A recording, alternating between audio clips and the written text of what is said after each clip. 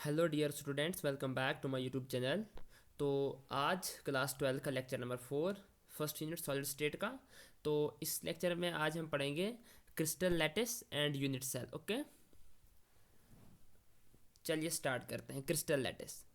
तो crystal lattice क्या चीज़ होती है? देखिए, अगर हम क्रिस्टलाइन सॉलिड्स को देखेंगे, जैसे हमने लास्ट टाइम पढ़े थे, हमने क्रिस्टलाइन सॉलिड्स और एमॉर्फस सॉलिड्स। तो हमने क्या देखा था कि इन crystalline solids there is a specific regular arrangement of constant particles. It may be atoms, molecules और आयंस। मतलब एक स्पेसिफिक और रेगुलर जियोमेट्रिकल अरेंजमेंट हुआ करता था किनका? कांस्टेंट पार्टिकल्स का। ठीक है, तो यही जो सिमेट्रिकल, जो थ्री डायमेंशनल, अगर हम स्ट्रक्चरल अरेंजमेंट की बात करें, किसमें? क्रिस्टलाइन सॉलिड के अंदर, किसका? एटम्स का, मॉलिक्यूल्स का, आयंस का, उसी को हम क्रिस्टल लैटिस बोलते हैं। ठीक, मतलब अगर हमारे पास सपोज ये कोई सॉलिड है, इस सॉलिड के अंदर पार्टिकल का एक स्पेसिफिक अरेंजमेंट थ्री डायमेंशन में। ठीक है, यहाँ पर तो हम एक्चुअल में ड्रा नहीं कर सकते, एग्जैक्ट हम ड्रा नहीं कर सकते हैं, बट ऐसा कि फॉर एग्जाम्पल यहाँ पर मैं ट्राई करूँगा ड्रा करने की ऐसे, और दूसरा हमारे पास सपोज ये ऐसे। ठीक है, इस तरीके से लगभग ये थ्री डायमेंशनल स्ट्रक्चर है। ठीक है, और यहाँ पर कुछ पार्टिकल्स होंगे, यहाँ पर पार्टिकल्स होंगे, है ना, और पार्टिकल्स इस तरीके से और होंगे, इस तरीके से, और भी इधर से और जुड़ा होगा आगे से, इधर से भी जुड़ा होगा आगे से, इस तरीके से जो ये बहुत लंबा अरेंजमेंट बनेगा, इस पूरे को हम बोलते हैं क्रिस्टल लैटिस। इसको हम बोलते हैं it is a symmetrical three dimensional structural arrangement of constant particles in a particular crystalline solid. तो इसको हम बोलते हैं क्रिस्टल लैटिस। ठीक, ये हमारे पास था, देखो यहाँ पर भी लिखा है। We know that in a crystalline solid there is a regular arrangement of constant particles, thus the symmetrical three-dimensional structural arrangement of atoms, molecules or ions inside a crystalline solid, and these are considered as points। ये जो हम solids की हम बात करें, इसके अंदर जो कॉन्स्टेंट पार्टिकल्स हैं, इनको हम ऐसे पॉइंट से रिप्रेजेंट करते हैं। ठीक है, ये जो पॉइंट्स है, ठीक है ना, इनको हम पॉइंट से रिप्रेजेंट करते हैं, और इस पूरे अरेंजमेंट को हम बोलते हैं क्रिस्टल लैटिस। ठीक है, ओके। आइए नेक्स्ट। यहाँ पर मैंने और एक डेफिनेशन, एक वे में इसको और एक्सप्लेन किया है कि thus we can also say that the three dimensional arrangement of points. ठीक है, मैं पॉइंट मार्क कर रहा हूँ, ये जो पॉइंट्स हैं इसका मतलब हुआ कि ये एटम्स हैं, मॉलिक्यूल्स हैं, आयंस हैं, मतलब कांस्टेंट पार्टिकल्स हैं। ठीक है, three dimensional arrangement of points in space is called crystal lattice. ठीक है, अब देखिए इसके कुछ हम करेक्टरिस्टिक्स पढ़ेंगे क्रिस्टल लैटिस के। ठीक है, अगर देखेंगे हम हर एक पॉइंट क्रिस्टल लैटिस में, इसको कहा जाता है लैटिस पॉइंट, या इसको कहा जाता है लैटिस साइट। ठीक है, मतलब जितने भी पॉइंट्स एक क्रिस्टल लैटिस के अंदर आएंगे, ठीक है ना, हर एक पॉइंट को हम बोलेंगे क्रिस्टल लैटिस। क्या बोलेंगे? क्रिस्टल लैटिस, या लैटिस पॉइंट बोलेंगे, या हम लैटिस साइट बोलेंगे इसको। ठीक, पहला point. The next point is that, अब देखो यहाँ पर मैंने आपको थोड़ा ड्रा करके दिया है, उसके बाद हम नेक्स्ट चलते हैं। देखो यहाँ पर ये हमारे पास पूरा एक क्रिस्टलाइन क्रिस्टल है, ठीक है ना, क्रिस्टल लैटिस बोलेंगे हम इसको। देखो यहाँ पर ये जो पार्टिकल्स हैं, ये एटम्स वगैरह, इनका अरेंजमेंट देखो यहाँ पर, अरेंजमेंट एटम्स का। देखो यहाँ पर ये जो है ना, ये मार्क किए हुए जो आपको दिख रहे हैं यहाँ पर, डार्क डार्क जो पॉइंट्स दिख रहे हैं आपको, ये हमारे पास पार्टिकल्स हैं। एक थ्री डायमेंशनल अरेंजमेंट है पार्टिकल्स का। ठीक है, और बहुत सारे जब जमा हो जाते हैं, ये पूरा का पूरा बन जाता है क्रिस्टल लैटिस। क्लियर? मतलब ये पूरा हमारे पास क्रिस्टल लैटिस है। Okay, next, the next characteristic is that each point in a crystal lattice represents a constant particle। जी मैंने आपको बोला कि जैसे फॉर एग्जाम्पल यहाँ पर आपने अभी देखा कि ये जो पॉइंट्स है, ये पॉइंट है ना, ये पॉइंट, ये सारे के सारे एक क्रिस्टल लैटिस को रिप्रेजेंट करते हैं, लैटिस पॉइंट को रिप्रेजेंट करते हैं। इसको हम बोलते हैं, ये एक लैटिस साइड को रिप्रेजेंट करते हैं। किसको रिप्रेजेंट करते हैं? लैटिस साइड को। ठीक है, ओके, इस तरीके से। ठीक, ये यहाँ पर सेकंड पॉइंट में इसने लिखा हुआ था। ठीक, next, when each point in the lattice are joined it brings out a geometry of the molecule। अगर हर एक पॉइंट को हम एक दूसरे के साथ जोड़ेंगे, देखिए ये सारे के सारे पॉइंट, एक पॉइंट, दूसरा पॉइंट, तीसरा पॉइंट, ठीक है, अगर हम इन सारे पॉइंट्स को एक लाइन से जोड़ेंगे ऐसे, ठीक है, फिर इधर से भी इनको जोड़ेंगे, यहाँ के लिए भी हम इनको जोड़ेंगे, इस तरीके से हमारे पास एक स्पेसिफिक ज्योमेट्री आ जाती है मॉलिक्यूल की। यही इसने यहाँ पर क्या बोला है कि अगर इन लैटिस पॉइंट्स को या लैटिस साइड्स को जोड़ेंगे एक दूसरे के साथ, it give rise the geometry of whole molecule. ठीक, और यहाँ पर मैंने खुद भी कोशिश की बनाने की। देखिए यहाँ पर ये हमारे पास पूरा क्रिस्टल लैटिस है। ठीक है, इस क्रिस्टल लैटिस के अंदर बहुत सारे पार्टिकल्स हैं, बहुत सारे लैटिस पॉइंट्स हैं, बहुत सारे लैटिस साइड्स हैं। ठीक है, ये देखिए, ये इनको जब ज्वाइन हम करेंगे, ये एक पर्टिकुलर ज्योमेट्री बन जाएगी एक मॉलिक्यूल की। ठीक है, इसी तरीके से यहाँ पर ऐसे है, ऐसे इनको भी जोड़ेंगे इस तरीके से, इन सब को अगर हम जोड़ते हैं, एक स्पेसिफिक अरेंजमेंट आ जाता है, उसको बोलते हैं ज्योमेट्री ऑफ मॉलिक्यूल। ठीक है, ये इनकी कुछ कैरेक्टरिस्टिक्स है। क्लियर? Okay, next. अब पढ़ते हैं हम यूनिट सेल। देखो यूनिट सेल में बताऊँ यूनिट सेल क्या चीज़ होती है। आज थोड़ा मैं आपको बैक ले जाता हूँ ऊपर। देखो ये बहुत सारे क्रिस्टल लेटिस साइड्स पॉइंट मिलके इनने एक पूरा क्रिस्टल लेटिस बना दिया। ठीक है, मतलब बहुत सारे पॉइंट्स जब जुड़े, ठीक है ना, इनने एक बहुत बड़ा क्रिस्टल बना दिया। पूरा का पूरा क्रिस्टल है, लेकिन इस क्रिस्टल के अंदर एक सबसे जो छोटा जो बनेगा यहाँ पर एक 3 डायमेंशनल स्ट्रक्चर। जैसे देखो यहाँ पर मैंने आपको बोला है ये वाला, देखो ये सबसे छोटा है। इस सबसे छोटे को अगर हम यहाँ से निकालेंगे, ये बनता है यूनिट सेल। क्या बनता है? Unit cell. हम ऐसा भी कह सकते हैं unit cell is the smallest portion of a crystal lattice.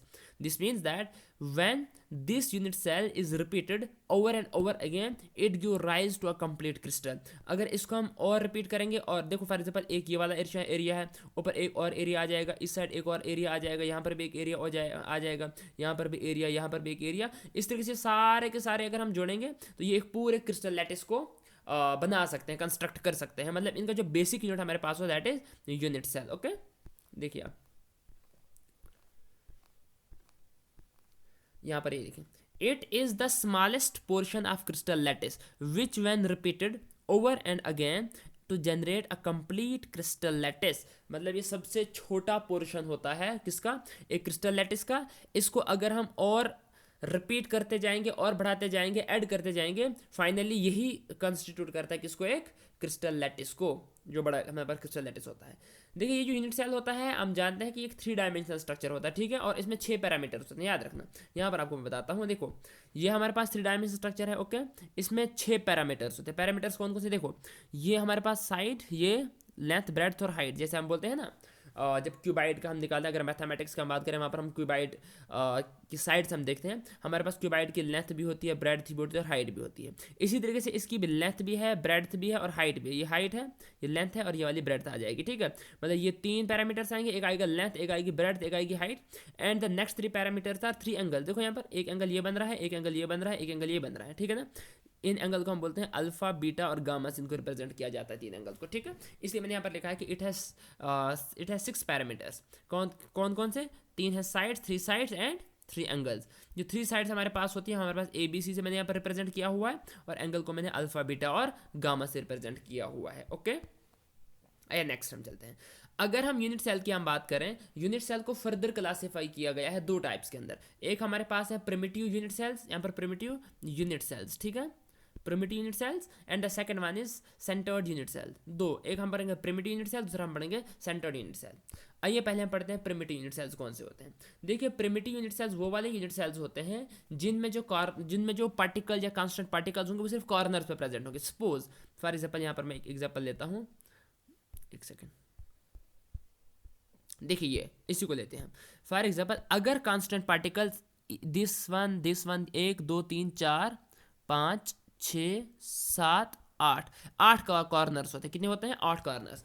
अगर कांस्टेंट पार्टिकल सिर्फ कॉर्नर्स पर प्रेजेंट होंगे, in that case that unit cell is known as primitive type of unit cell. ठीक है, मतलब अगर कांस्टेंट पार्टिकल कहाँ पर होंगे? सिर्फ कॉर्नर्स पर प्रेजेंट होंगे, उसको हम बोलते हैं प्रिमिटिव यूनिट सेल। ये लिखा है मैंने यहाँ पर, it is that unit cell in which constant particles are present only at the corners of the unit cell. Such type of unit cell are called primitive type of unit cells. Okay, ये जो notes आप देख रहे हैं इनको मैंने PDF form में रखा है डिस्क्रिप्शन में, आप वहाँ से उनको डाउनलोड कर सकते हो। ठीक है, ये हमारे पास हुए primitive type of unit sales.